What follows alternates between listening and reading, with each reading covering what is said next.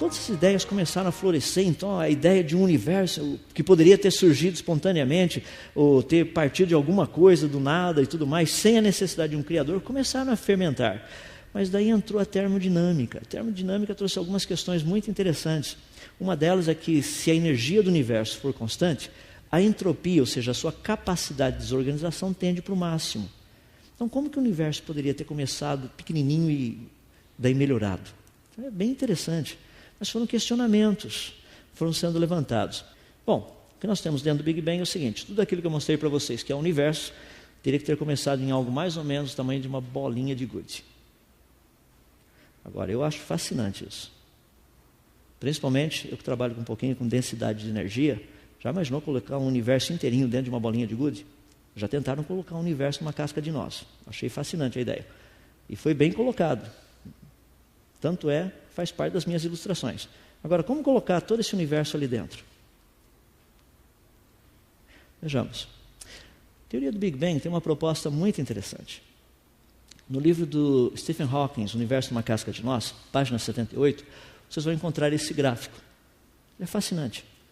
E essa teoria do Big Bang tem sido tratada por muitos, e eu a aceitei por muitos anos como sendo uma teoria científica. E eu nunca prestei atenção em alguns detalhes. Deixa-me dar um deles. Olha que fascinante o que está escrito aqui. Isso aí é lá do livro do Hawking. Leis físicas desconhecidas. Deixe-me dar alguns exemplos de leis físicas desconhecidas. Certa vez um povo estava saindo do Egito, que era o povo de Israel, e eles se depararam numa situação muito interessante. Eles ficaram parados num lugar aqui, o mar estava na frente, o exército de Faraó vinha desse jeito e eles eram escravos, ou seja, os caras não sabiam absolutamente nada de guerra. E aqui estão eles, o povo ali parado no meio, lá vem o exército e aqui o mar. Não tem para onde ir. De repente algo fabuloso acontece. O mar se abre e esse povo passa bem no meio.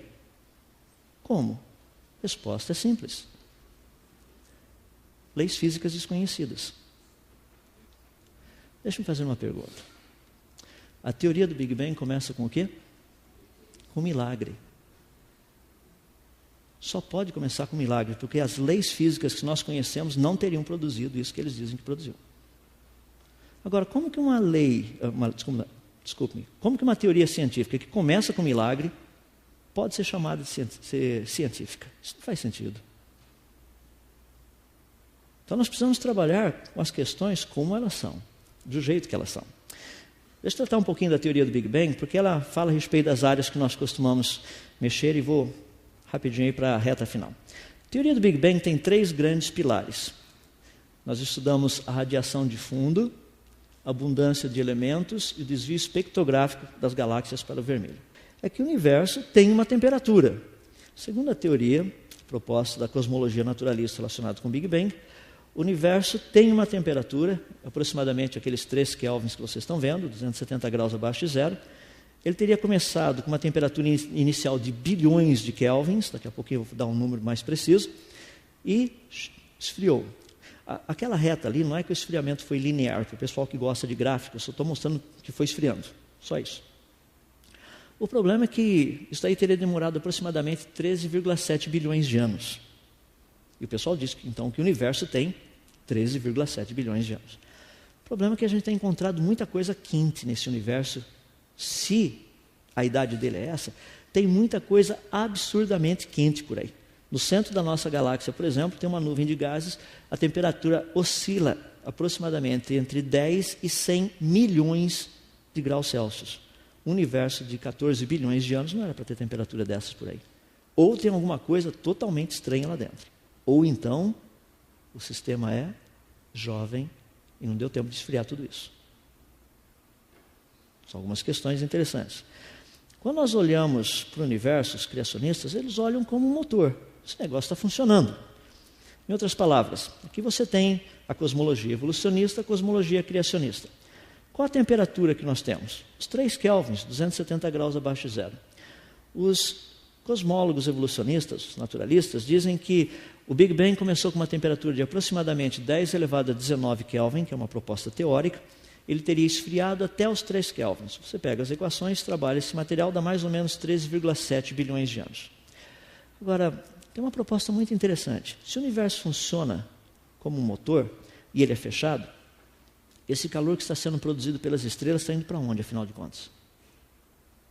Tem que estar indo para algum lugar. A pergunta que nós temos é, o universo começou quente, está esfriando, ou ele começou frio, está esquentando? Até ele atingir um equilíbrio térmico.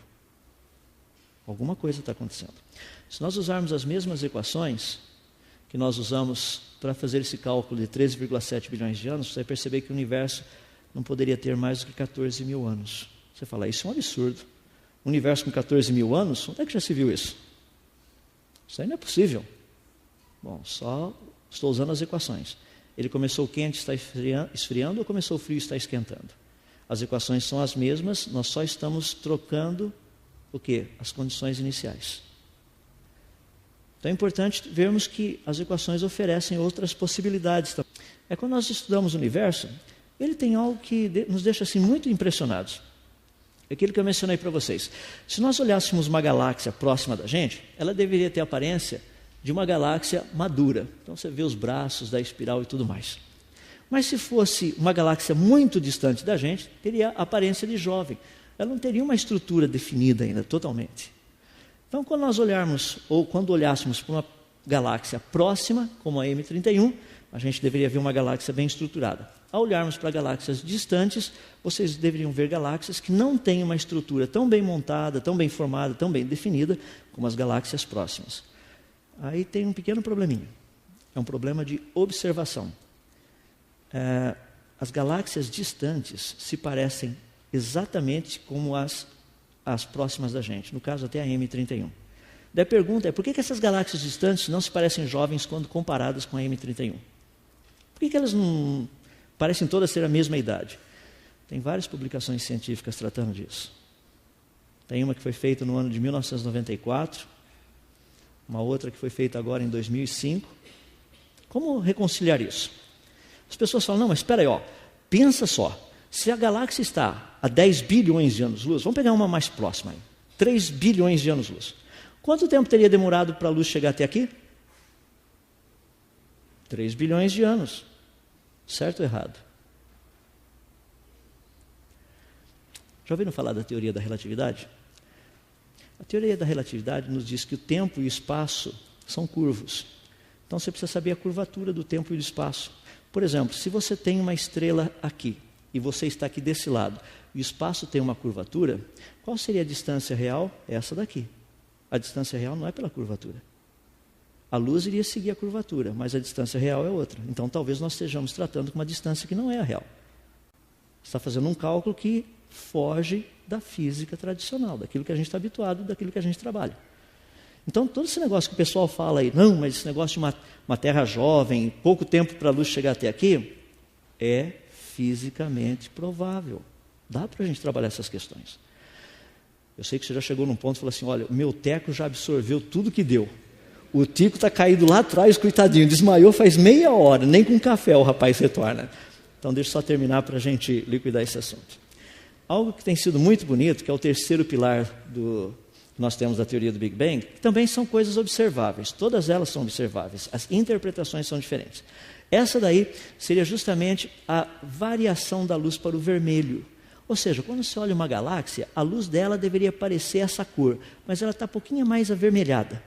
Esse pouquinho mais avermelhado significa que a galáxia está se afastando da gente. Essa é uma das possibilidades. Você fala, não estou vendo nada de curioso nisso, só estou vendo gráfico ali na frente. Ótimo, é assim que a gente vai estudando.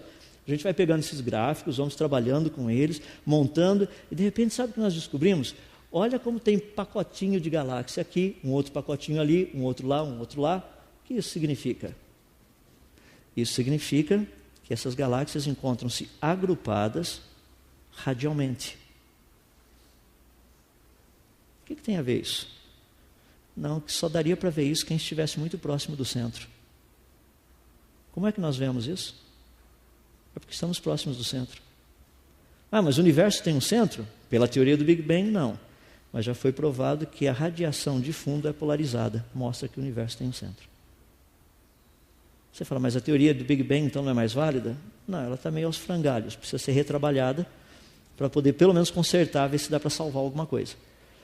Porque tudo indica que o universo tem um centro. Se ele tem um centro, qual a probabilidade de nós estarmos lá por mero acaso? 1 em 1 quatrilhão. Parece que nós fomos colocados perto do centro com um propósito, estudarmos todo o resto. Então, quando nós tiramos a foto aqui de 1969, ali no cantinho, nós tiramos a foto de uma estrela que não existia. Você fala, não, mas a gente está vendo a luzinha. A luzinha dela estava lá ainda, mas a estrela já tinha ido para o beleléu, já tinha explodido. Mas como é que pode uma coisa dessa? Porque é verdade, demora um certo tempo para a luz da explosão chegar até aqui. Isso é correto, nós sabemos disso. Se o Sol explodir agora, daqui 8 minutos e meio aproximadamente, nós ficaremos sabendo. Se a Próxima Centauri explodir agora, daqui 4 anos e 4 meses, nós ficaremos sabendo. Então, o que nós aprendemos com isso? Que é algo fascinante. É que nós tiramos a foto de uma estrela que não existia mais. Daí a pergunta hoje que se faz é uma pergunta bem simples. Será que o universo ainda existe? A resposta é, não sabemos. Tudo aquilo que eu mostrei para vocês pode simplesmente não existir mais. E a gente está todo alegre aqui. Vamos um dia dominar o universo. Qual? Nós vamos sair daqui e viajar para as estrelas. Quais? De repente você chega lá, só tem uma onda de choque da explosão da estrela vindo na tua direção, você vai ser pulverizado. São perguntas muito interessantes, que a ciência não tem resposta. Se o universo ainda existe, nós não sabemos. Não temos a menor ideia. Sei que tem muita gente falando assim, nossa, isso aí é Matrix. Não, Matrix é brincadeira perto disso aqui. Isso aqui é complicado. Só para concluir. O universo está morrendo? Está. Para onde nós olhamos, isso é o que nós vemos. Tudo isso já foi estrela. Não é mais. Isso é o que sobrou delas. Algumas mega explosões por aí.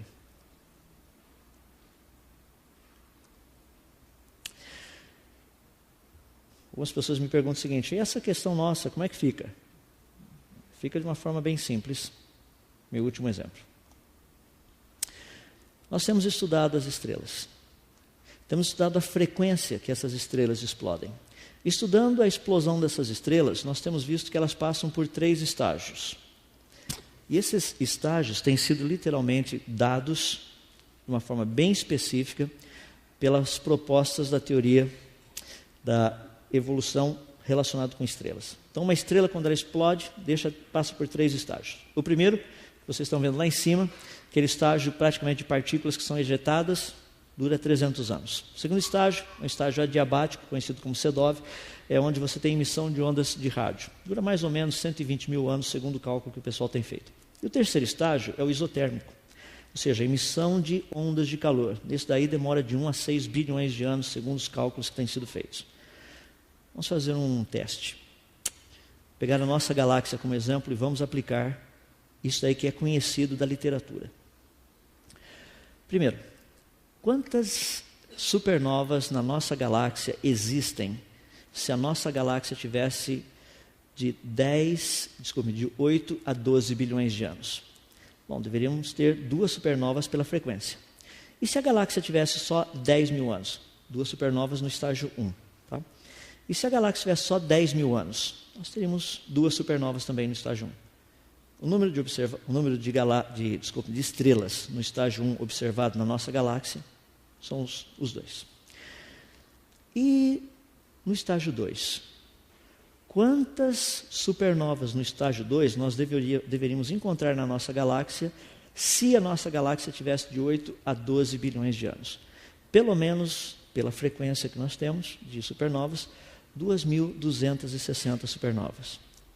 E se a nossa galáxia tivesse só 10 mil anos? No máximo 125. Quantas supernovas nós temos? No estágio 2 observadas, 200. E supernovas no estágio 3? Se a nossa galáxia tem pelo menos 8 bilhões de anos, nós deveríamos ter no mínimo 5.000 supernovas no estágio 3. Mas se a nossa galáxia tem só 10 mil anos, ainda não deu tempo de formar nenhuma no estágio 3. Só falta uma pergunta a ser respondida. Quantas supernovas no estágio 3 nós temos na nossa galáxia? Nenhuma. Quanto mais nós temos estudado, a impressão que nós temos é que o universo é recente, é jovem. Parece que foi criado recentemente e tem uma estrutura fantástica, muito precisa.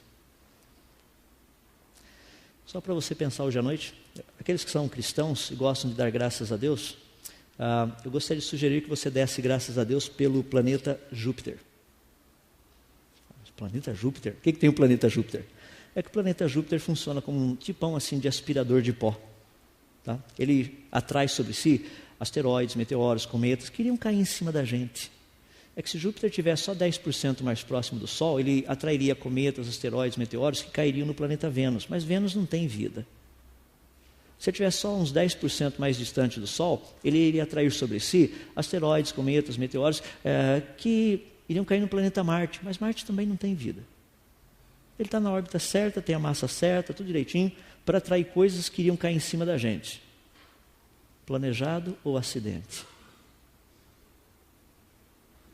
Dá para pensar.